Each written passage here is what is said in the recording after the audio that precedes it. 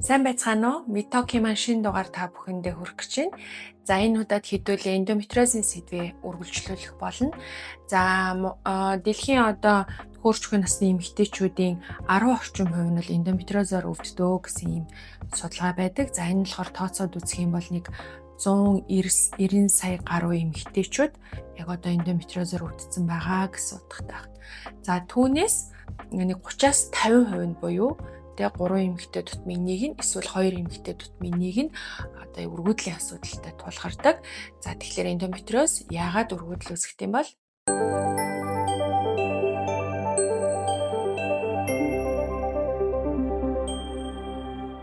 За яг уу эндометриозтой бүх эмэгтэйчүүд бол өргөдөл үүсэх эрсдэлтэй гэсэн үг биш шүү дээ, тий. Эндометриозтой мөртлөө бүр хоёр талдаа эндометриома уулынхаатай мөртлөө жирэмсэлзэн, төрцөн амжилттай одоо байгаа эмэгтэйчүүд зөндөө байгаа. Гэхдээ бас өргөдөл үүсээд ингээд өршөлжүүлэн суулгах хэмжлэгээ хийж байгаа. Эсвэл өршөлжүүлэн суулгасан ч гэсэн бас нэлээд одоо цаг хугацаа энэ төр зарцуулах шаардлагатай болдог ийм эмэгтэйчүүд бол байдаг байна. Тэгэхээр яагаад эндометриоз өргөдөлд нөлөөлдөг юм бэ гэдэг талаар бол хэд хэдэн юм тайлбарласан механизм байдаг. За түүний юуны түрүүнд болохоор хамгийн эхлээд эндометриоз нь өөрөө нөхөн үржихуйн эрхтнүүдийн одоо бүтцийг алдагдуулдаг гэсэн ийм зүйл юм. За хэдүүлээ эндометриозын бичлэгийг санаж байгаа бол тэгээ эндометриозын голомт маань ингээд аль нэг газар үүсчээд за тэгэнгүүтээ тэр маань ингээл өрөвсөөл, сорвжоол, тэнд сорвжил үүсгээл тэ ингээд идэг гэж үздсэн. За тэгэхээр тэр сорвжлууд маань одоо ингээ улам ингээ даамжраад ахаараа тухайн эрхтнүүдийн бүтцийг өөрчилдөг байх нь. Тэгээд бүтэц өөрчлөгдсөн учраас үйл ажиллагаагаа явуулахад бас төвөгтэй болж ирдэг. За энэ дээр бол хамгийн бас эрсдэлтэй байрлал болохоор үрийн хоолойн орчимд өөрөлдвөл үрийн хоолойн төгсгөл хэсгийн тэр салбанлаг төгсгөл орчим, өндгөвчний орчимд байгаа голомтууд маань тэр хавьд ингээд сорвжил үүсгээд өөрчлөлт үүсгээд нөгөө үрийн хоолойн гүргэлзэх хөдөлгөөн нөгөө үрийн хоолойн өндгийн хэсээ барьж авах тэр бүтц үйл ажиллагааг нөлөөлдөг гэж үздэг. За тэгэхээр хамгийн ихний тайлбарладаг механизм бол ерөөсөө л бүтцийн өөрчлөлтөнд хүргээд энэ нь эрхтнүүдийн үйл ажиллагаа хэвэн явагдах нөхцөлийг алдагдуулаад улмаар өргөдөлд хүрдэг байна.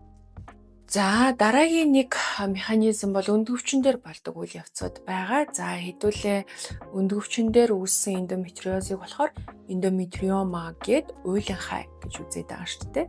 За тэр маань бол өндгөвчөнд бол хит хэдэн механизмаар нөлөөлдөг. За юуны түрүүнд нөгөө өндгөвч чинь хэдүүлээ санаж байгаа бол нэг 2-3 см орчмын өргөнтэй юм жижигхэн бүтц байгаа шүү дээ, тий. За тэн дээр чинь дахиад 2-3 см орчим эндометриомын уйлынхаа урагчлаа гэж бодъё. За тэгэхээр нөгөө одоо хэвийн байгаа өндгөвчний эдэн дээр тэр бүтэц маань ингээ ургаад ингээ явхаараа нөгөө хэвийн байгаа өндгөвчний эдийнхээ бүтцийг алдагдуулдаг. Ингээд үргэлжлэн ингээ сунгаад, томруулаад, за тэгээ сунгаад томорхоор нөгөө дотор нь байгаа жижиг одоо фолликулууд маань гимтээд, за энээсээ болоод өндгөвчний нөөцийг бууруулдаг. За тэгэхээр эндометриоз маань өөрөө өндгөвчний нөөцийг бууруулж идэг томрох тусмаа эрүүл одоо өндгөвчний эдээр шахаж тэрийг гимтээж идэг ийм зүйл байгаа. За хоёр дахь бас нэг тайлбарладаг механизм болохоор өндгөөсийн чанарт нөлөөлдөг гэж үздэг. За тэнд чинь ингээл байнгын нэг юм өрөвсөл явагдаал тэ төвхтэй байгаа шүү дээ. За тэгэнгүүт хажуу талд байгаа тэр эрүүл нөгөө фолликулуудынхаа бодисын солилцоонд оролцоод за тэгээд нөгөө фолликулын тэр дотоод шингэнд байгаа бодисууд маш чухал гэдэг түрүүний бас тархалтын сэдвүүдээр ярьж байсан шүү дээ. Тэгэхээр тэр бодисууд энэ төр нөөцлөгдөөд үрслийн медиаторууд тэнд байгаад тэгэхээр өндгийн эсийн чанарыг бууруулдаг байж магадгүй гэж үздэг. За тэрнтэй холбоотойгоор үрхүүрлийн чанарт бас нөлөөлдөгөө гэж яригддаг. За гэхдээ энэ бол бас яг 100% батлагдсан юм бол биш. За зарим судалгаанууд бол нэг төдийлөн ач холбогдолтой биш байна гэж гарсан тохиолдлууд бол байгаа. За дараагийн нэг зүйл нь гэсэн чинь нөгөө умайн хүлээн авах чадвар, сансдын хүлээн авах чадварт бас нөлөөлдөг гэж магадгүй гэсэн юм судалгаанууд байгаа. Өөрөөр хэлэх юм бол эндометриозтой эмэгтэйчүүдийн умайн салстын одоо дархлааны шинжилгээч гэдэг юм уу те одоо дархлааны эсүүдийн байдал, өрслийн эсүүдийн байдлыг ингээд судлаад үзэхээр бас тэнд ямар нэгэн өөрчлөлт бол явагдаж байна. За улмаар тэрнтэй холбоотойгоор салсны хүлээн авах чадвар бас буурч иж магадгүй байна гэсэн ийм судалгаанууд бол явж байгаа. Гэхдээ энэ бол бас яг эцэслэж батлагдаагүй. Өөрөөр хэлбэл эндометриозны эмэгтэйчүүд болгоны савны хүлээн авах чадвар буурсан гэдэг дээр бол бүрэн дүүрэн юм баталгаа бол байхгүй байгаа. Гэхдээ ер нь тийм онлын түвшинд бол юм яригддаг. За хамгийн сүүлийн дараагийн бас өргөдөл үүсгэх механизм нөлөөлөх нэг зүйл нь бол мислүүд байдаг. Өөрөөр хэлэх юм бол тэр тусмаа нөгөө өндөвчин дээр тэ хийгдэж байгаа өндөвчний эндометриумыг авах зорилгоор хийгдэж байгаа мислүүд маань өөрөө бас нөөцийг багасгах одоо тэ тэрнтэй холбоотой өргөдлийн эрсдлийг ихсгэх магадлал бол байдаг. Өөрөөр хэлэх юм бол тэр байгаа одоо эндометриумын голомтыг ингээд авахын тулд тэр чинь ингээд бүр эрүүл эднэрүүн тодорхой хэмжээгээр мис хүргэж байгаад авч байгаа байхгүй. Тэгэхээр нөгөө үндсэн нөөц маань бас багасах одоо магадлал байдаг гэж үздэг. За гэхдээ яг нөөц багаслаа гэж хэд том болцсон уулынхаа байлгаад авах хэцүү те бас ингээ маш хөвдөлт өгч байгаа зовиртой байгаа нөхцөлд одоо нөөцөө багасгахгүйгээд ингээ гүрийгээд авах хэцүү. Тэгэхээр яг хаалганд орох уу те орлоо гэхэд ямар байдлаар орох уу гэдгийг мэслэмжтэйгээ сайн зөвлөж жагаад ингээд шийдэх ёстой юм зүйл байдаг. За тэгвэл эндометриозтой болцсон. Тэгээ за одоо өргөдлийн асуудал үүсч магадгүй байна гэдгийг хэдүүлээ ойлгочлаа. За одоо яах вэ гэдэг асуудал. За нэг бол одоо юу гэдгийг одоо хурдан жирэмслэг тий өөрөөр хэлбэл хөөрчгөн асуудлаа хурдан шийдэх ийм асуудал. Эсвэл боломжтой бол нөхөн өрчгөөгээ хадгалах арга замыг сонгох хэрэгтэй. За нөхөн өрчгөөг хадгалах гэдэг нь юу хэлээд байгаа юм гэхээр таны өндгийн эсийг хадгална. Эсвэл өндгийн эсийг чинь одоо нөхөр найз залуугийн эстэй нийлүүлээд үр хөврөл болоод хадгалахыг хэлээд байгаа хань. Тэгэхээр энэ ямар оч холбогдолтой юм гэхээр одоохондоо та жирэмслэх одоо төлөвлөгөөгүй байлаа. Эсвэл тэ нөхөртөө болоогүй байлаа. Тэр нөхцөлд бол ирээдүйд учрах эрсдлийг бууруулахын тулд хийж байгаа нэг том алхам чинь одоо өндгийн эс юм үр хөврлөө хөлдөөж хадгалах юм тухай яригддаг. За гэхдээ эн чинь хүн болгон дөөр те эндометриозны эмэгтэйчүүд төрөх болоогүй болгоныг л өндгийсээ хадгалуул гэдэг нь бас жоохон учир дутагдaltaй. Яагаад гэвэл тухайн хүний наснаас нь нөөцнөөс нь за тэгээд эндометриозын голомтын байрлал тэг хэрэг дархалттай юм зөвөр ямар байгаа юм цаашдаа хідэн хүүхэдтэй болох төлөвлөгөөтэй байгаа юм хэр удаан хүлээх төлөвлөгөөтэй байгаа юм ч гэдэг юм. Тэгээд дээрэс нэг өргөдлийн бусад асуудлууд гэдэг те ийм олон юмнуудыг хамруулж хагаад тухайн хүндээ юм оновчтой шийдвэрийг гаргадаг байна. Магадгүй за нэг жил мэл хүлээж болно ч гэдэг юм уу те эсвэл үгүй яаралтай маш яаралтай одоо эсүүдээ хадгалуулж явах шаардлагатай байна ч гэдэг юм. Гэх мэтчлийн ийм зөвлөгөөнүүдийг бол өгдөг. За энэ бол 2025 оны 2 сард нэм хэвлэгдсэн эндометриозны эмэгтэйчүүдийн нөхөн өрчгөөг хадгалах тухай юм артикл дээр гарсан зүйлэн. За энэ дээр болохоор ер нь нөхөн өрчгөөг хадгалах шаардлагын талаар ингээд багцлаад ингээд харуулсан байна. За тухайлх юм бол 35-аас дээш настай. За тэгээд хоёр өндөвчөнд нь хоёуланд нь эндометриумын голом байгаа. За тэгээд тэр нь болохоор хаалгаанд орох шаардлагатай байгаа юм хаалгааны өмнөх байдлын үед за олон удаа юм хаалгаанд бас орж исэн юм түүхтэй. За юуны өмнө хаалгааны өмнө те мислийн өмнө өндөвчний нөөцийг үзсэн чинь ингээд маш багассан байгаа ийм тохиолдолд за ер нь оварианы эндометриума байгаа. Дээрээс нь дахиад нөөц багассан байгаа энэ нөхцөлд за тэгээд өмнө нь нэг талын одоо тэ эндометриог ахуулж исэн ийм мислийн түүхтэй бол за дахилт үүссэн байгаа бол за маш хүнд хэлбэрийн эндометриозын юм онш тавигдсан бол өндөвчний эндометриума 4 см-аас дээшээ бол за тэгээд ер нь мислийн дараа ч гэсэн өөрөө одоо жирэмслэх магадлал маш багатай байгаа ийм нөхцөл за тэгээд мислийн одоо явцал жоохон хүндрэлтэй байх нөхцөлтэй ийм тохиолдлуудад за энэ EFI score гэдэг энэ болохоор энэ fertility байдлыг тодорхойлдог ийм үнэлгээ гэдгийг тэр нь бага байгаа нөхцөл. За тэгээд 3 болон 4-р шатны эндометриозтэй ийм байгаа нөхцөлд бол ер нь одоо нөхөрчгөө хадгалах шаардлагатай гэдэг юм аа гэсэн ийм юм яригдж байгаа юм байна. За энэ өгүүлэл дээр бас энэ нөгөө жирэмсэн болох одоо хүсэлтэй байгаа хэсгээс нь хамааруулаад ингээд бас ямар эмчилгээний төлөвлөгөө явж болох вэ гэсэн алгоритмыг харуулсан байна.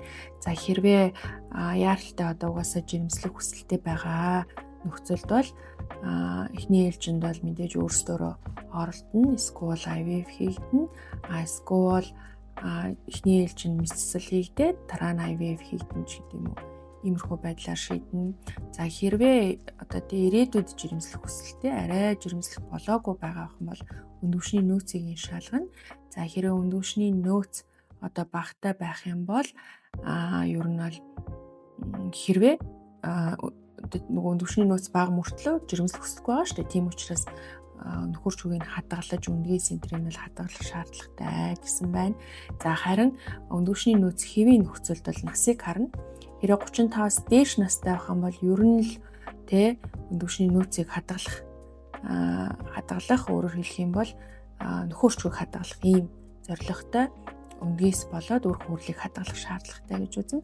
За хэрвээ 35-аас бага настай бол заавал хадгалах шаардлагагүй. Гэхдээ хэрвээ одоо өндөр эрсдэлтэй бол өөрөөр хэлэх юм бол түрүүний нөгөө хоёр талдаа ч юм уу эсвэл таксын эндометриома ч юм уу нэг иймэрхүү юм яригдчих байх юм бол ер нь нөөц одоо залуу байсан ч гэсэн хамаагүй, нөөц хэвийн байсан ч гэсэн хамаагүй өндгийс юм уу үр хөврлийн бол хадгалвал зүгээрээ гэсэн ийм юм яригдчих байгаа юм байна.